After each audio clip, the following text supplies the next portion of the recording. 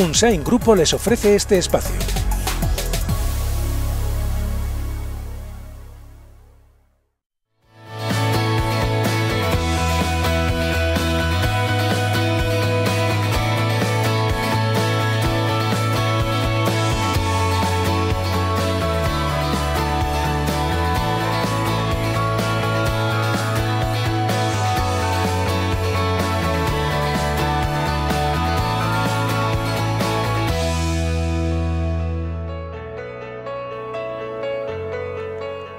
Hola, ¿qué tal? ¿Cómo están? Bienvenidos a La Muga. Hoy abrimos el debate a la prisión permanente revisable. 4 expertos nos van a dar su opinión acerca de esta posibilidad, la posibilidad de que se suprima del Código Penal. Todavía impactados con el caso de Diana Quer, escuchamos al padre de Diana y también a algunos estudiantes que nos dan su opinión acerca de esta fórmula. Vean. Para que se abran las puertas de la celda y este señor salga a la calle, lo que no podemos hacer es que se convierta en un peligro para que atente contra la vida de nuestros hijos. Me parece que tener a alguien en la cárcel toda la vida es como, o sea, negarle esa condición de reinserción es como decirle que ya no merece vivir con nosotros y que lo estamos excluyendo de la sociedad en cierta manera. A favor porque claro, son personas, muchas de ellas que están saliendo a la calle y están reincidiendo. Entonces creo que hay que prevenir estos casos. Postres Tradicionales de Ulzama es una empresa familiar que elabora productos de la más alta calidad. Cuajada, yogur, helado, queso. Cuidamos los detalles y elaboramos los más típicos postres de nuestra tierra. Postres Tradicionales de Ulzama, con un sabor excelente y máxima calidad. ¿Qué da y qué quita la prisión permanente revisable? En el debate de hoy, varias palabras: justicia o venganza, seguridad o humanismo, reinserción o castigo. Hoy hablamos con Inés Olaizola, catedrática de Derecho Penal de la Universidad Pública de Navarra. Inés, muy buenas noches. Buenas noches, bienvenida. Muchas gracias por invitarme. Gracias. Muchas gracias por estar aquí. Paloma Zorrilla, abogada. ¿Qué tal, Paloma? Buenas noches. Pues muy bien, muchísimas gracias, como siempre que me invitáis. Gracias por venir. Blanca Ramos es la decana del Colegio de Abogados de Pamplona. Blanca, ¿qué tal? Buenas noches. Buenas noches. Gracias. Y también nuestro saludo para Sergio Ramos, abogado. ¿Qué tal? Sergio Gómez, ¿cómo estás? Muy buenas noches. Buenas noches, muchas gracias. Bueno, ¿cómo estamos? Disculpa por el cambio de apellido, no pasa Sergio, Sergio Gómez, efectivamente. ¿A favor o en contra de esta prisión permanente revisable? Vamos a escuchar al padre de Diana Quer y continuamos. La vida de las personas no es una cuestión de derechas ni de izquierdas.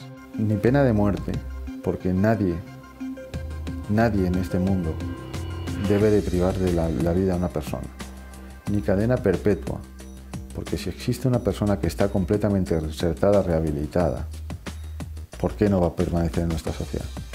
Pero eso sí, el buenismo político de afiliación derecha-izquierda en este campo no toca. Lo que toca es el sentido común. Lo que toca es, para que se abran las puertas de la celda y este señor salga a la calle, lo que no podemos hacer es que se convierta en un peligro para que atente contra la vida de nuestros hijos. Lo ponemos en la calle y al día siguiente vuelve a elegir otra víctima. Y seguimos sin aprender. Hoy es el del estilete, el violador del ascensor, el violador del example. ¿Cuántas vidas, cuántas Martas, cuántas Dianas, cuántas Ruth tenemos que poner una cruz para que nuestros políticos reaccionen?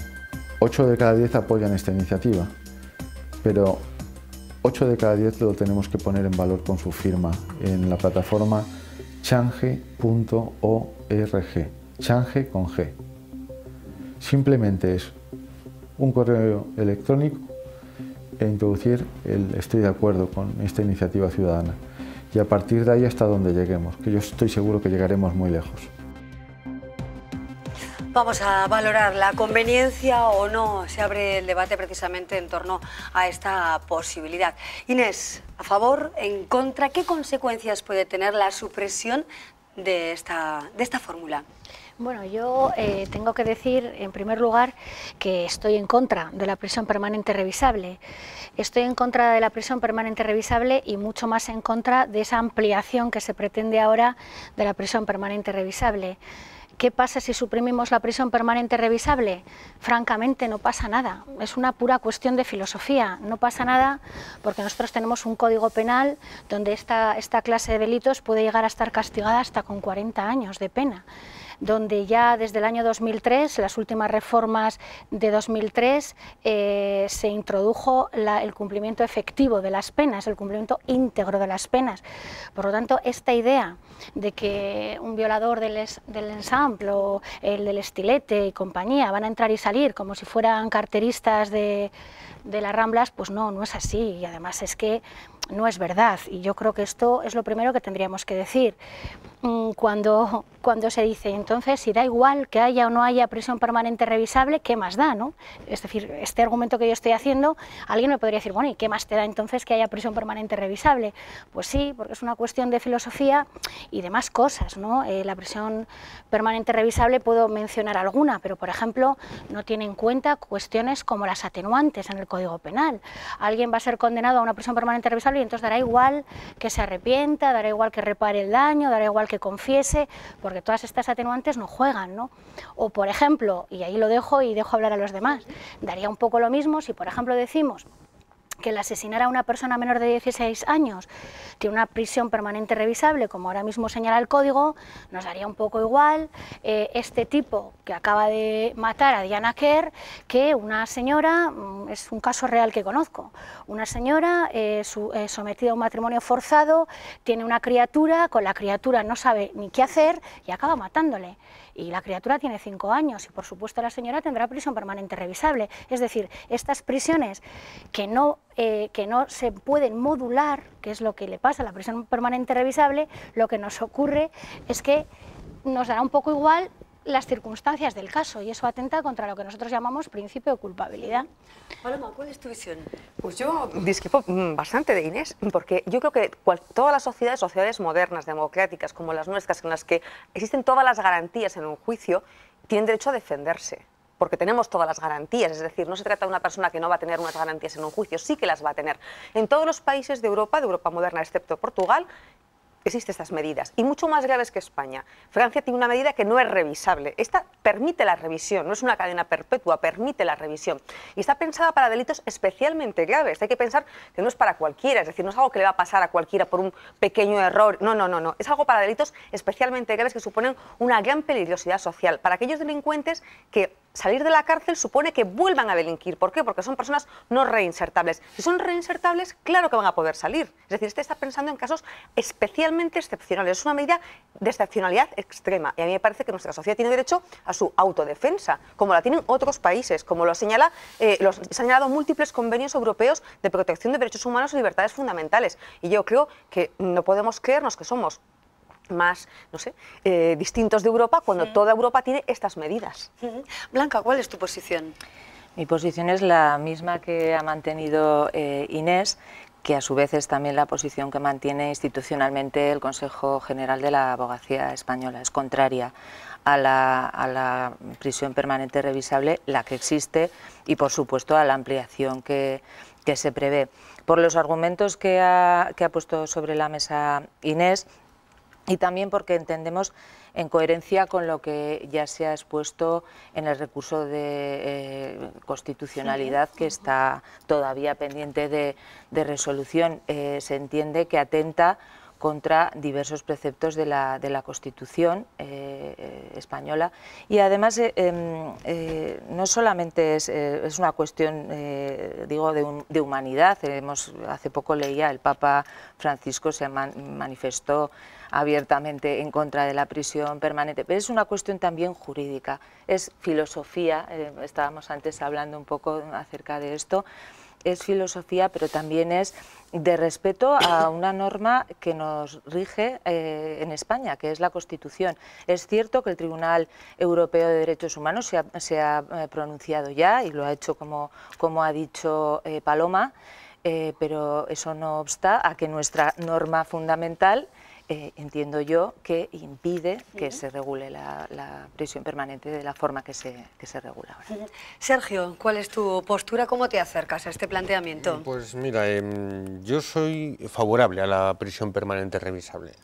Yo creo que todo el mundo vio a aquel fiscal llorando casi en directo en el asunto de Moraña, cuando informaba pidiendo la pena de prisión permanente revisable para aquel padre que había matado a sus 2 hijos con una radial eléctrica, ¿no? Esa persona, que no tenía ningún tipo de psicopatía, no se va a recuperar. Para esas personas, y es el único caso en España que se ha dado, en el cual se ha condenado a una persona por prisión permanente revisable, para esos casos está la prisión permanente revisable. Y yo entiendo que como sociedad debemos contemplar la pena de prisión con un fin de reinserción, que la prisión permanente revisable lo permite, pero el fin primordial de la pena de prisión es apartar a esas personas de la sociedad, porque si solo fuera la reinserción, no haría falta que entrase nadie en prisión, sino que los podríamos reinsertar de otra manera. Por eso, para determinados delitos que son execrables y que dañan o bien a la generalidad de toda la sociedad, o bien que atacan a personas esencialmente vulnerables, y desde luego no se prevé una reinserción plena de esas personas, como lo estamos viendo, y el padre de Diana Quer lo ha explicado muy bien, pues yo entiendo que es necesario, ¿no?, que la sociedad se dote de este instrumento. Dos cuestiones, ¿no? Respecto a cuáles son los fines de la pena, más allá de que yo no creo que la reinserción sea el único fin, ni siquiera el principal, lo que no había oído hasta ahora era que el fin de la pena es apartar a la gente de la sociedad, porque no es así, desde luego desde nuestra Constitución no. El fin de la pena es prevenir delitos, es evitar que se cometan futuros delitos.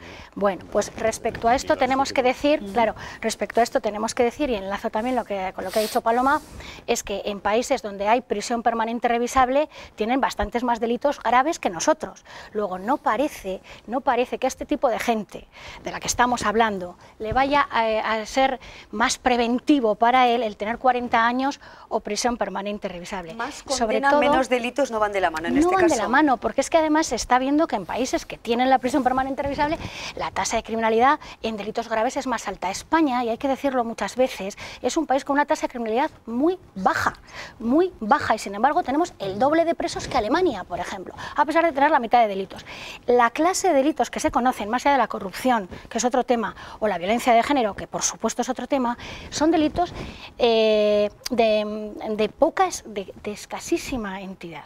Bueno, y respecto a la reinserción, miren, los criterios que el Código Penal establece para conseguir que la persona, una vez revisada la condena después de 25, 30 o 35 años salga, dependen de cosas tan curiosas como el delito cometido y la gravedad del mismo. Oiga, es que si estoy en prisión permanente revisable, cuando me revisen no me pueden decir el delito cometido, porque es que si no, no estaría en prisión permanente revisable.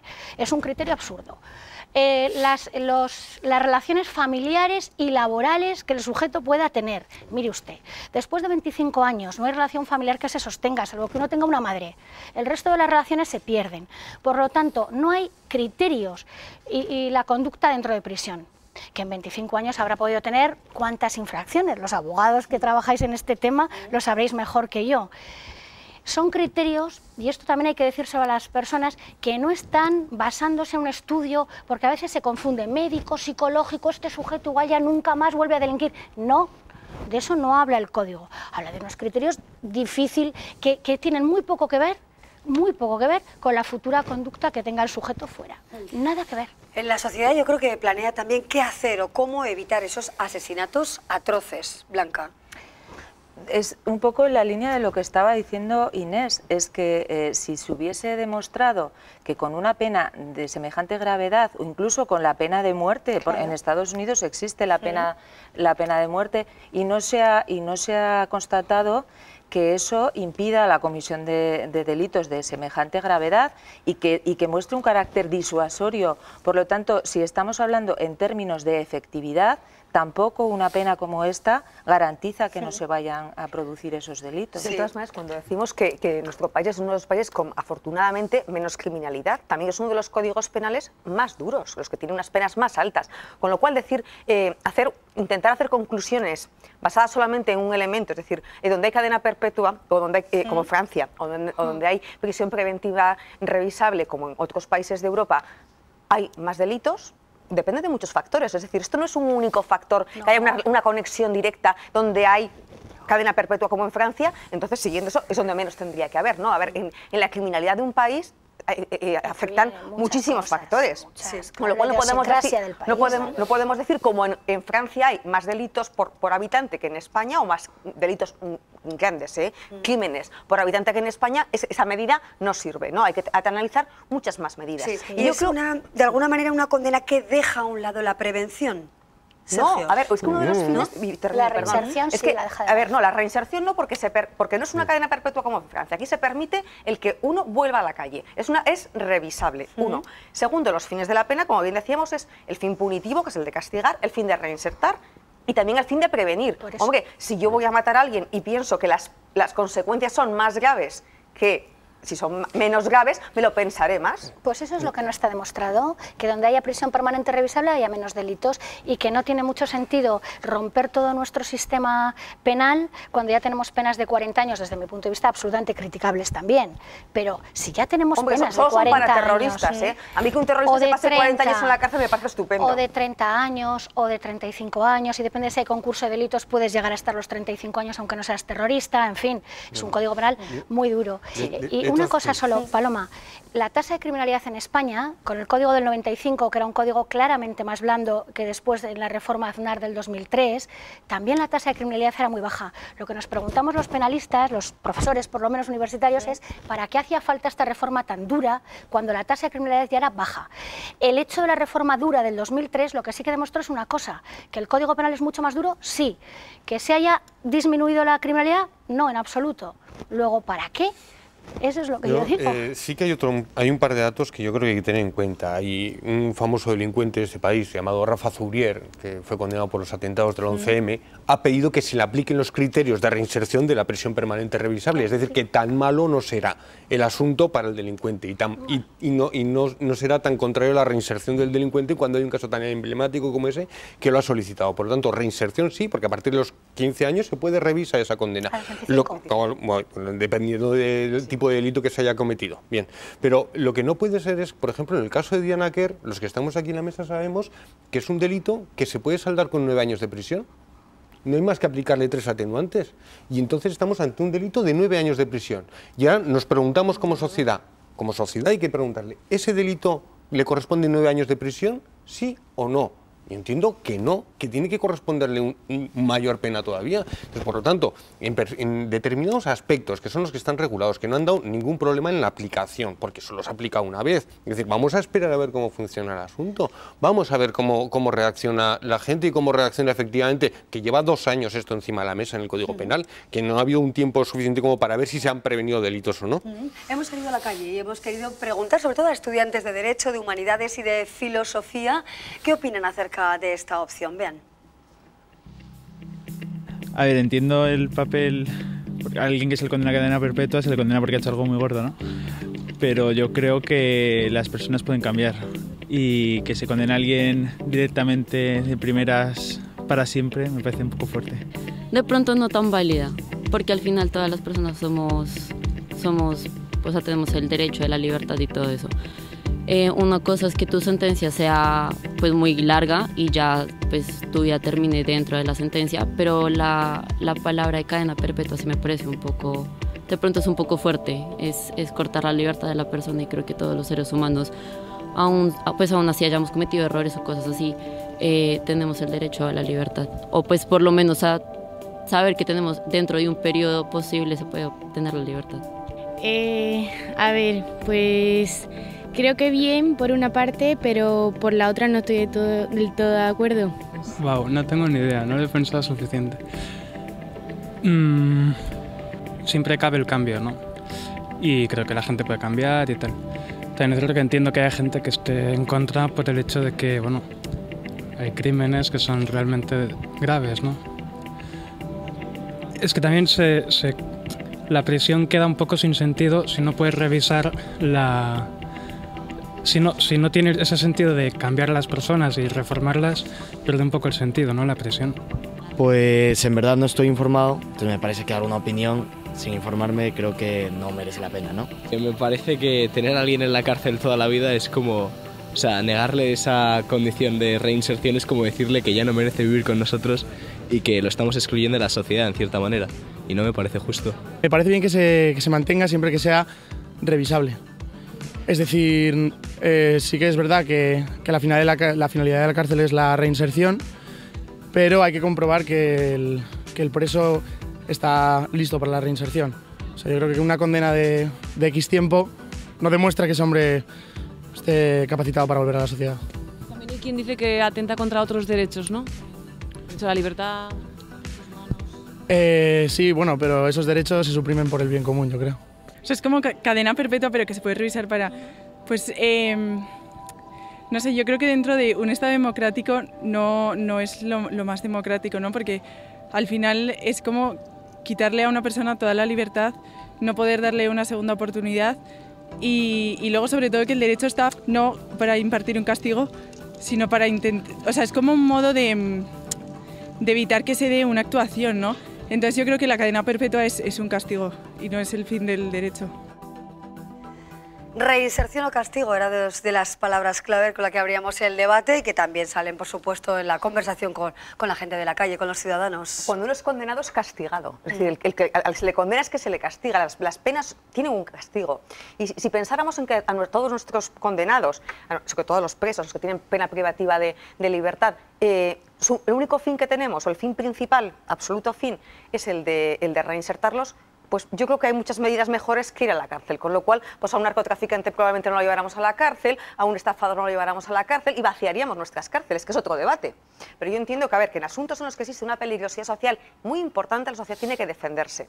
Y es una medida que lo han avalado tribunales europeos, que lo ha avalado el Consejo de Europa, que lo ha avalado nuestro Consejo de Estado, en un Estado como el nuestro, en el que es revisable, en el que el juicio tiene todas las garantías, hay diferentes instancias. A mí me parece que nuestra sociedad tiene el derecho a defenderse y la sociedad tiene derecho a pedir al legislador que tenga una legislación acorde a los países vecinos a los nuestros, que tienen una cultura como la nuestra y una situación como la nuestra. A mí me parece que, por supuesto que está acorde con nuestra Constitución y con nuestras normas y que tenemos el derecho a darnos. Nuestra sociedad, buena parte de la sociedad está de acuerdo con esto.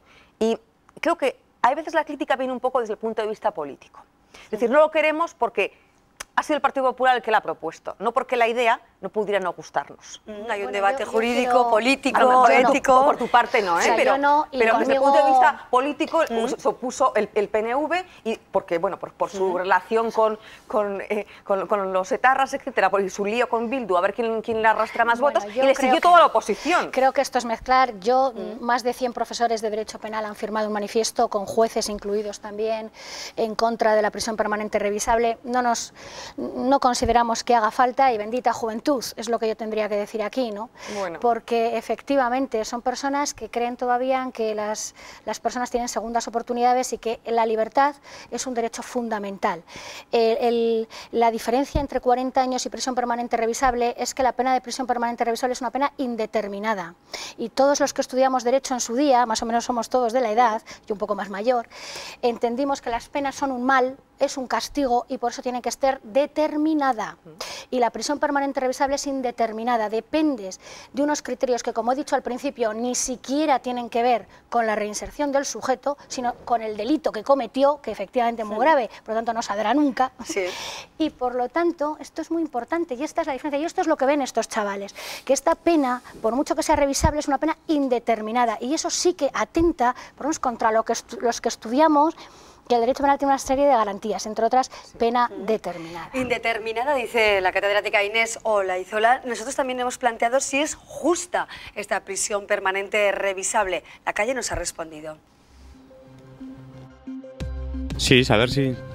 ¿Opinión al respecto? Contrario. Bueno, pues porque me parece suficiente con lo que hay, que no es necesario, que tiene que tener una labor más de reinserción que de pena total. No sé qué decir, la verdad, porque es que hay que verse en la situación para ver qué se siente, ¿no? Yo imagino que muy mal, pero no me atrevo a opinar, la verdad que no. Pues sí, la prisión permanente revisable es para delitos muy graves, que sea, no sé el mínimo de años, no recuerdo, que la condena se cumpla hasta ese límite y a partir de ahí se revise si la persona está en condiciones de salir a la calle. En cuanto a opinión, ¿qué opinión le merece? ¿Está a favor o en contra? Yo estoy a favor. A favor porque, claro, son personas, muchas de ellas, que están saliendo a la calle y están reincidiendo.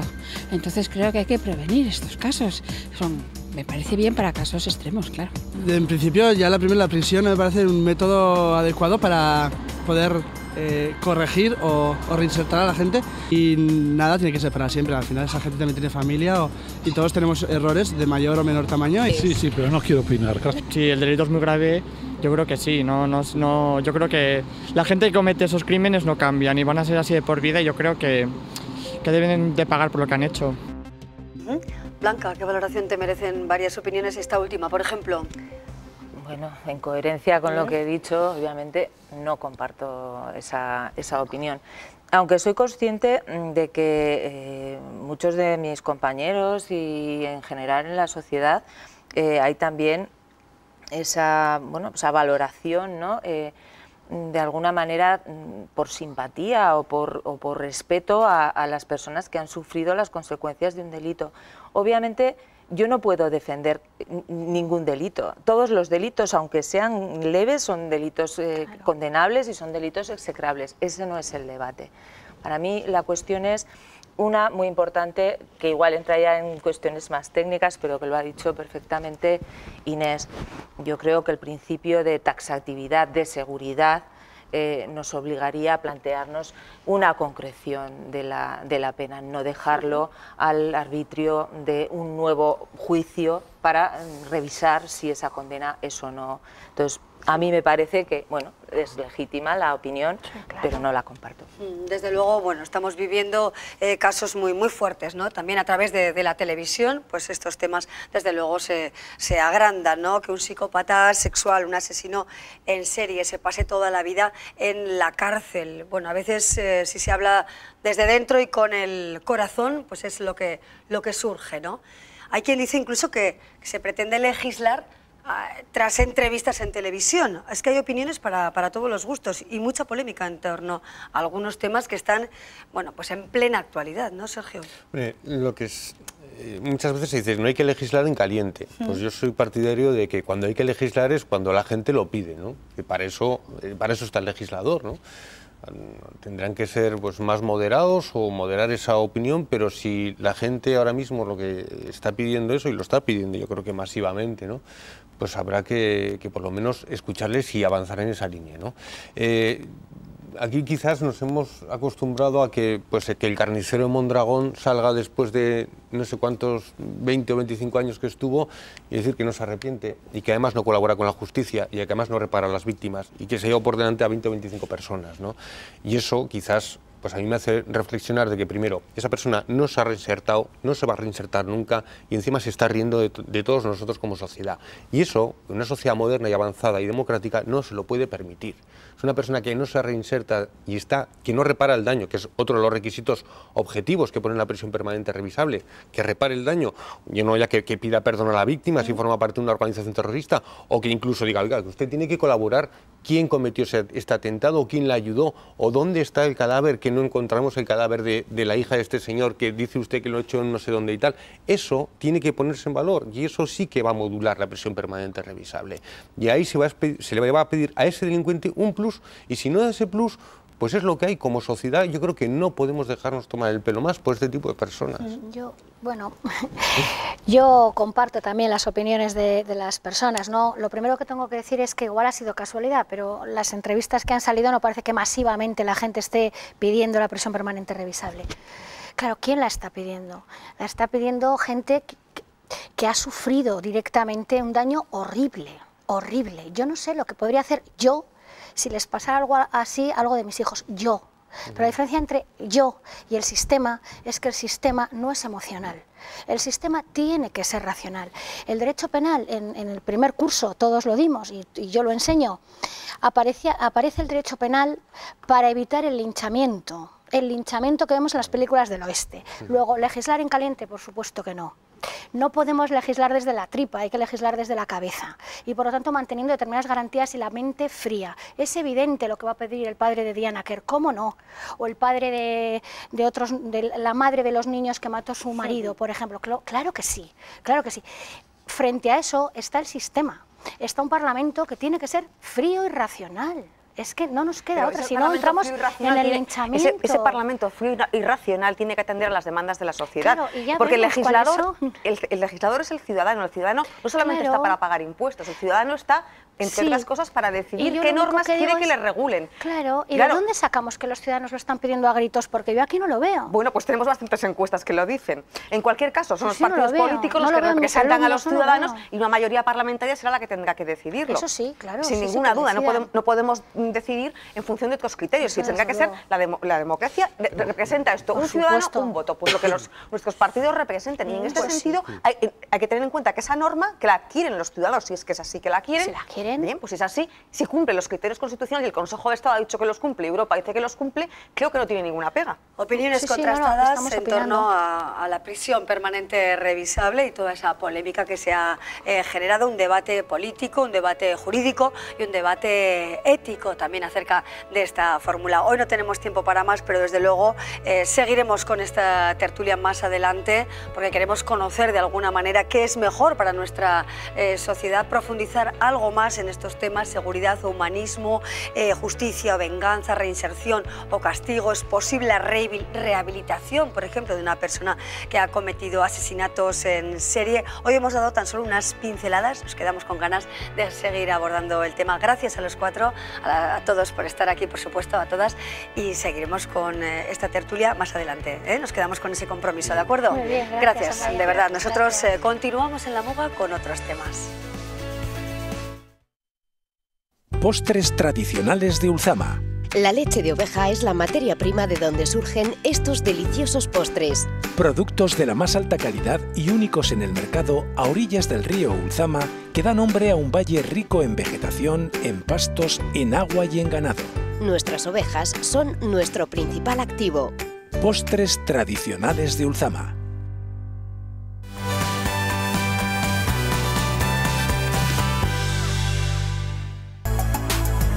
Unsain Grupo les ha ofrecido este espacio.